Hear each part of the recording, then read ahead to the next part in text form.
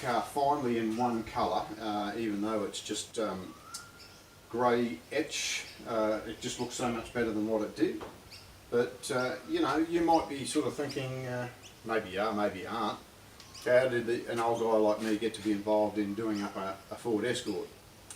And so I'll tell you my little story, but if you're not interested, you might want to just fast forward to the repairs and stuff that I've been doing. But we've got to go back to 1979, the year I got my driver's licence. As a young bloke, I'd been counting the days till I got my driver's licence since I was probably 14 or 15 years old. And so anyway, 1979, so March of 1979 was the release of the new XD Falcon, which at that time was supposedly a big step up. It was the first time they were integrating the uses of plastics in the bumper bars, and it had a plastic fuel cell for a fuel tank, and there was a whole lot of other sort of European design, and it was a big change in shape. It was a square shape, a bit different from the previous model. And so anyway, my brother, because we had the tyre shops back then, he was getting around to all the car dealers at that time, you know, selling tyres and wheels, fitting them on the vehicles and stuff. So he got me into a pre-release at a Ford dealership that he knew down at Springwood. And so anyway, I went along there in March, and they had an XD Falcon of Fairmont gear on display, and quite a nice car, in burgundy red. And so I had a look at that, and I thought, oh yeah, that could be a nice vehicle. But anyway, I left there, and I was still a bit undecided about what I was going to get. I do remember I had a fancy looking Monza red Ford Cortina station wagon of that era, picture hanging on the wall with big wheels and stuff on it. And I remember thinking, yeah, maybe I'll get myself a Ford Cortina. And so anyway, it came closer to August. I was going to be getting my learner's permit, and so I don't know, maybe it was about May or June. I went to Brian Burt Ford, which was one of the big Ford dealerships in Brisbane at that time.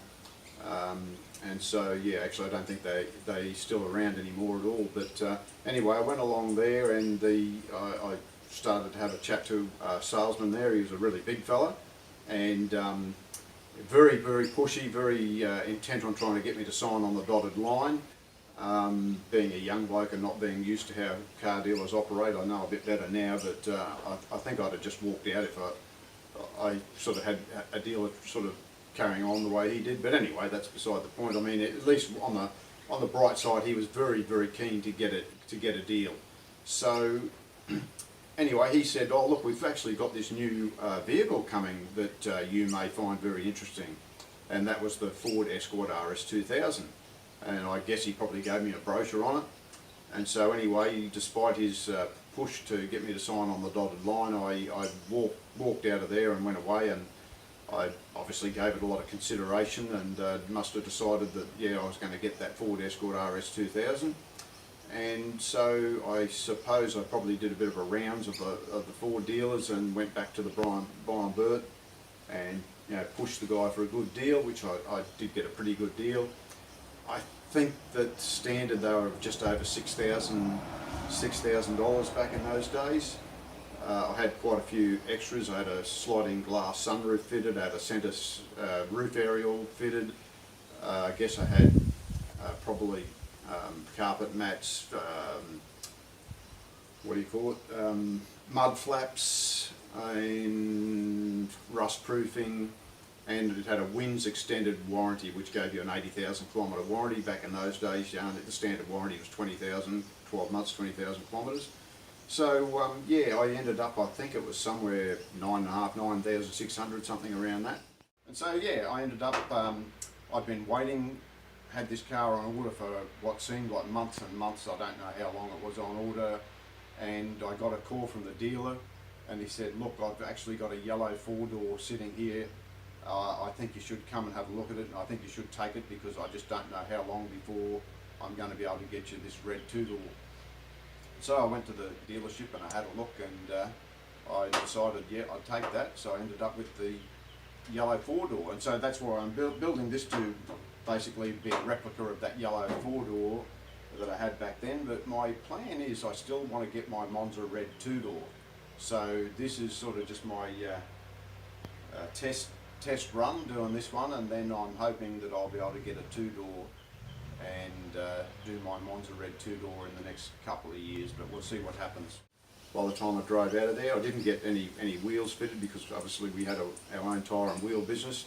I had a big set of 13x7 Magnum Eliminators sitting back at the factory ready to go on it, but unfortunately they were Ford Capri fitment. When I got the car back and sat them on, they stuck out of guards about 2 or 3 inches. But anyway, I just ordered another set of wheels to go on it. Later on down the track I actually put a set of 15.7s on it. I was probably one of the first guys to put big wheels on cars. It wasn't really done back in those days. But anyway, yeah, so that's what happened. But I think that it was a very good decision for me to buy that little car. It was very forgiving. There's more than a couple of times when I got the thing completely bent out of shape through corners. But you know, the way I look back on it now, it's actually like driving a big go-kart, really. And so I'm looking forward to getting this thing back on the road and having myself a little go-kart-like vehicle to drive once again. To be honest, I'm not very impressed with any of the new vehicles that are being made at the moment, and I certainly won't be buying one of these electric pieces of trash. Completely unfit for purpose in a country like Australia, where you've got long distances to travel. But anyway, that's probably an argument for another time. But anyway, you know, also back in those days, being a young bloke, every set of lights you stopped at, it seemed that someone wanted to race. And so obviously I was only too keen to oblige, and to be honest, I don't remember getting beaten. But you know, I don't doubt there were some faster cars around in those days, but the little Escort was pretty quick due to the power to weight ratio. It wasn't far down the track. I put a set of twin 45mm Delordos on it, and I put a big cam in it. Now, I had a mate that worked at the Repco engine shop back in those days, and he got me this thing. It was a massive grind, and I put that in, but you know, unfortunately when you're young and stupid, you know, I didn't really probably know a whole lot, but I fitted that thing, and it didn't really want to go till you got to about 4,000 RPMs, and then it would go from 4 to 8, 7.5, 8,000 revs, just like an absolute rocket. It'd pin you back in the seat like you wouldn't believe. And yeah, that was a lot of fun, but unfortunately it wasn't real drivable, so I ended up pulling that cam out and just went back to the standard cam. And yeah, still it was, you know, the twin Delordos got it up and going pretty well. And I could tell you about a few of my A to B trips, but probably better not to publicise that too much on a public domain. But yeah, they were very, very much fun days. And yeah, I had the Escort for a couple of years, and then I actually bought myself a V8. I had an XB Falcon GS351. Thing went like a bullet, and it was probably good that I had those couple of years to learn to drive in that little smaller car. So anyway, that's my story for today. I minded on the weekend just gone that in a video, the last one or the one before that, that I'd said that I'd ordered something that was on special, and I was going to be unboxing it. Well, here it is. It's the boot spoiler. It's a replica of the RS2000 rubber boot spoiler. It was advertised as carbon fiberglass, but I mean, there's nothing carbon fibre about it. It's just a fiberglass boot spoiler. Now, I was a little bit surprised when it arrived. I would have thought that it would have been fully enclosed with some bolts hanging through the bottom that you could bolt it on, but it's basically hollow, as you can see. It's got mounting blocks with threads, 4 of them.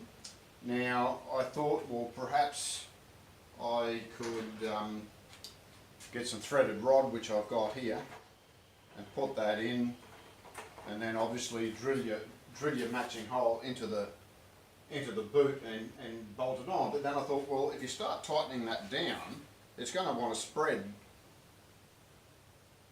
the base of that out, which I thought isn't really very good. So I actually did put a post up on one of the Facebook Escort pages about asking if anyone had fitted them, and there was a few suggestions, and one said that he'd sort of done more or less what I'd done, and there was others saying to glue it with tiger seal, I think it is, but you know, there's a few different sealers or glues around. I think that probably will be the best thing to do, to glue it in position, so that will sit like so. I'll probably just have to fine tune exactly the exact positioning of it, but yeah, that'll go on there. But I think that looks quite nice, and I've got some sort of bolt here, so yeah, that will go on there. And I've just temporarily got the boot latched, and I just knocked my screwdriver that was temporarily holding it shut. So I just let that go. Okay, so that's that. I didn't have a very successful second attempt with the paint stripper, but what I ended up doing, I got the wire wheel on the grinder, and I just went around the edges all the way around, and I've exposed it back to bare metal so I can actually see where the spot welds are now. But I do want to strip the paint off the bonnet before I go any further with parting the framing from the bonnet skin. But what I'm actually doing right at this instant, I'm going to just have a look at doing, I've cleaned up all this area. I hope you can see it. I've got the bright sun shining behind me here. But this little patch here, I'm just going to have a go. I've made up first I just made up the paper template to sit in place. And then I went and cut myself a piece of steel, and I've shaped it up now that it's a good shape to fit in there. So I'm just going to grind that horrible looking piece out now, and I don't know whether I'll get much further today. I might just cut it out and see how it fits, and then leave it till I come back next week.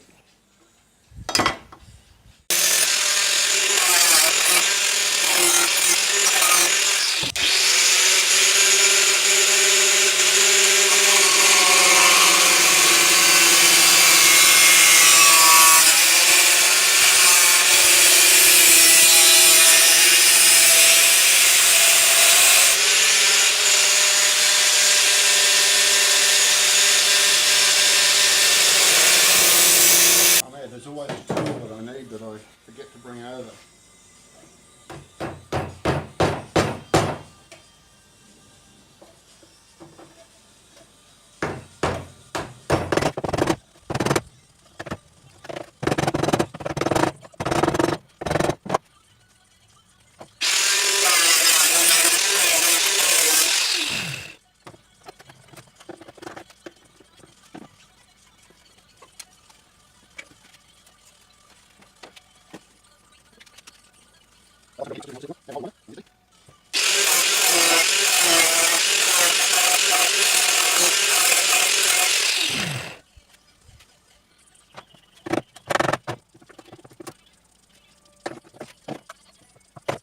The bonnet that I bought, the one that's got the rust under the front that I've got to fix, but I want to remove it off the framing because there's a little bit of rust that I want to get it all sorted out properly. It's a job that I'm a bit hesitant to do, but I think taking the skin away from the framing and getting rid of all the rust is the best way to have it so that it lasts. So I'm going to strip the paint off it first. There's a guy called Astil Design on YouTube. He has a 3 or 4 part series of deskinning a bonnet and fixing up the rust. And I had a bit of a look at that. He says that you're best to get rid of, to strip the paint before you start. So that's what I'm going to do. So I've got trusty paint stripper, which I'm going to brush on nice and thick. And then what you do is you wrap it with a bit of plastic, or in this case I've got the cling wrap, and putting the cling wrap over the top just it keeps this paint stripper from evaporating, and it helps it to soak into get right into the paint more. And the other thing that I've got to do is I'll probably need to use like a strip disc or something on the sides to reveal where all the not pop rivets, the spot welds are, because I'll have to drill all the spot welds to be able to remove it. And the only thing that really sort of concerns me is on the underside, in the centre parts of the bonnet, the framing seems to be glued on, and the glue seems to be held pretty well. So anyway, this is a challenge I'll get onto. It's just a shame that I couldn't get a bonnet that was in the same state. I've got a boot lid just sitting over to my right, which I will take a video of shortly. But it's just in absolutely beautiful condition, not a spot of rust on it, I don't think, and just a shame it's not the right colour. So I'll strip it right back so that it can be painted at some stage in the future. So anyway, that's what I'm going to have a look at doing today, and I'll just come back and take a few videos. Okay, so here's the bonnet. It's looking like the paint stripper has done a beautiful job. Just put that up a little.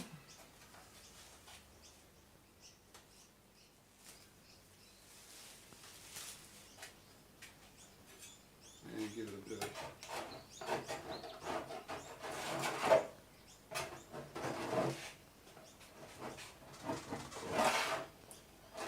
yeah, well, it might need one more coat.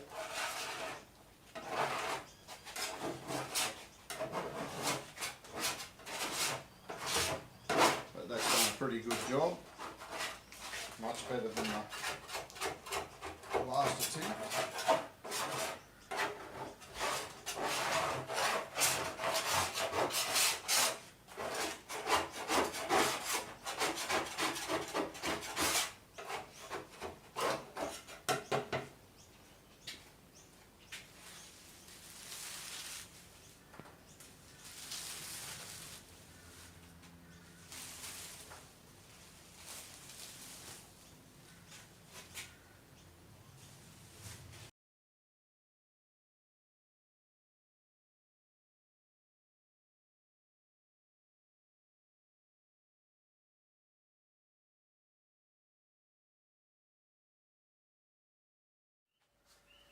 Okay, so this is the second coat of the brilliant paint stripper, and it seems to have really gotten into that last layer of paint.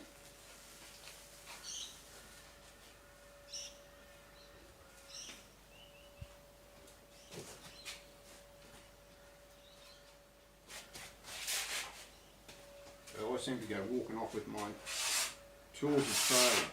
Oh, that's just beautiful. That's just right back to the bare metal now.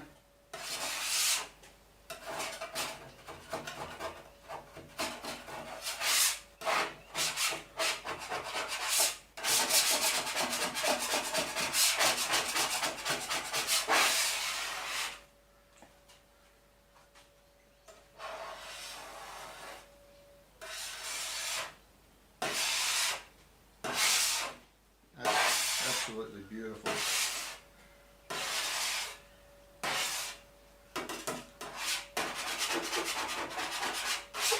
If only I would have had that paint stripper on the weekend, I would have had the job done instead of having to do the job twice.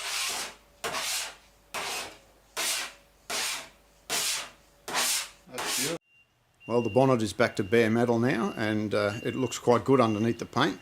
The reason it's a bit patchy looking there is I've put a little bit of rust treatment over the top of it, and it's just drying in spots. So another job. Well, I've pretty much located where all the spot welds are, so I'm just going through and drilling them out.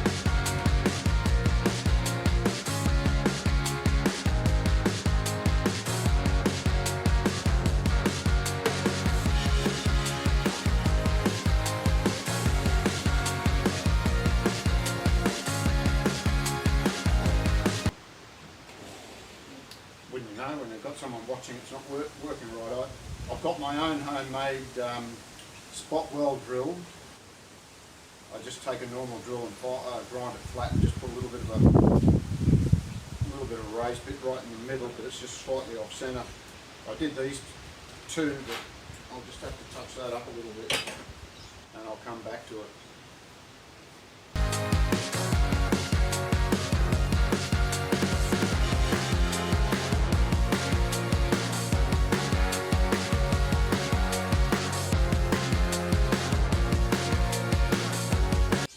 Well, I've spared you all the time. I've actually gone around and I've drilled out all of the spot welds. It's just a pity sometimes they just seem to go berserk with the spot welds and put them on top of one another and right next to one another. But I've got them all out now, so I'll sit this back up on top of the stand. You might be able to see all the holes in the end of that. And so the other day I spent a heap of time going around and I've basically loosened up all the glue that under those things, so it should come up now. There's just one bit at the front that was very hard to get the scraper right under it, but I think that it's all free. So let's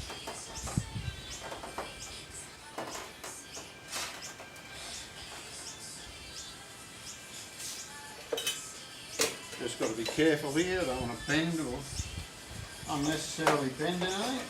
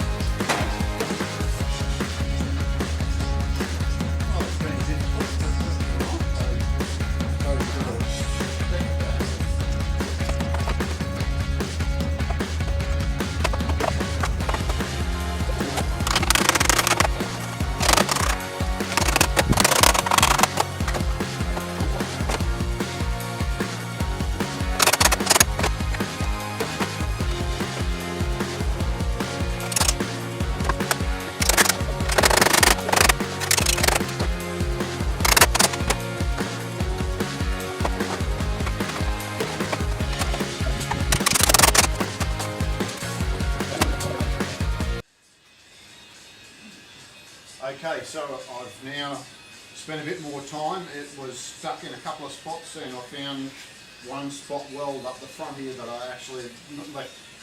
So now we should just pull that up like so, and so there we have it. And I think I've already said that this was a job I wasn't really looking forward to do. I was a little bit hesitant, but I'm really so glad that I've done it now, because when they put these things together back in the old days, basically the underside of the framework, there's no undercoat, no paint of any sort, just bare metal. So you can see it's all surface rust all over that. There was, you know, when I was drilling the spot welds out, when I was going through the first layer, I could tell when I'd hit the bottom of the first layer of steel, because there'd be a puff of rust off the drill bit. So that's the framework, so I'll get into that, clean that up. And so here's the bonnet skin, and again, so where the framework is, there's been no undercoat. Oh, maybe there is a bit of undercoat on that, but not much, and there's surface rust. So next job will be, I'll give this a hit with the paint stripper, grind any rust off and give a coat of rust treatment, and yeah, So, yeah, as I say, very glad that I've taken the time to do this, I think.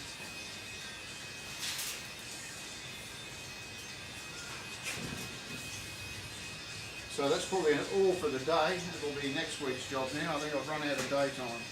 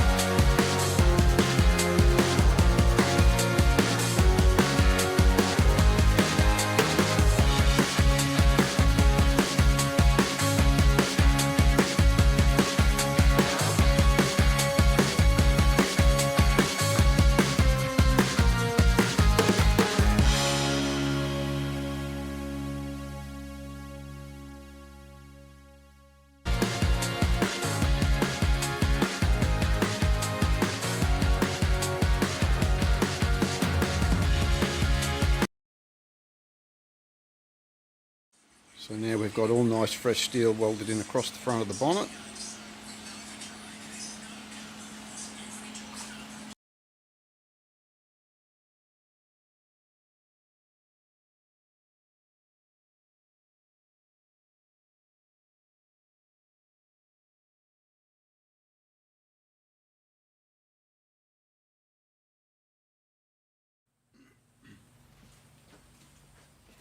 Okay, it's time to glue and then weld the framing back into the bonnet skin. So let's hope that I can do this without making a complete mess of it. So what I might do to save some time is turn the camera to the fast mode.